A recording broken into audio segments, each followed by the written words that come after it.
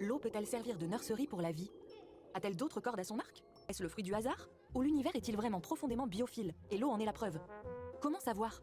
Que l'eau est l'un des meilleurs solvants sur Terre. Et là aussi, c'est à cause de sa polarité. L'eau est une incroyable transformiste. Dans l'univers, la forme la plus courante de l'eau est la glace amorphe. Dans le vide et le froid intersidéral, l'eau devient un fluide visqueux et vitreux. L'eau sont polarisées. Elles se lient solidement entre elles, mais aussi aux autres molécules à la surface des grains de poussière cosmique, ce qui piège les éléments volatiles. De quoi faire de la glace amorphe le lieu de rencontre de tous les éléments et molécules possibles qui circulent dans l'espace. Cela peut conduire à la formation de glycine, le plus simple des acides aminés. On a détecté de la glycine sur la comète Chury. Sur cette comète riche en eau gelée, on a aussi trouvé beaucoup de matière organique.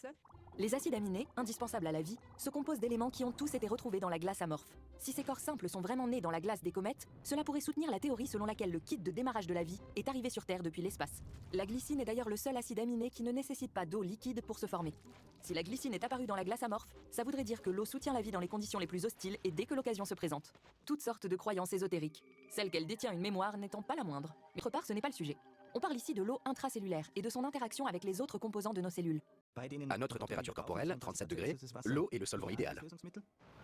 La structure moléculaire de l'eau fait que, dans les conditions terrestres, l'eau est encore plus polyvalente qu'un couteau suisse. Si l'eau est à la fois un solvant, un moyen de transport et un partenaire de réaction chimique, mais aussi un lieu de rencontre, un canal de communication, un connecteur de molécules, un milieu inégalable dans et à partir duquel la vie apparaît. Et pour autant qu'on sache, aucun autre liquide que l'eau ne peut assumer ce rôle.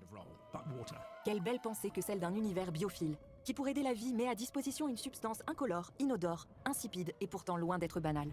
Une matière bizarroïde au comportement anormal, capable d'assembler les briques moléculaires de la vie avec un tel talent que cela finit par donner un monde aussi beau que le nôtre.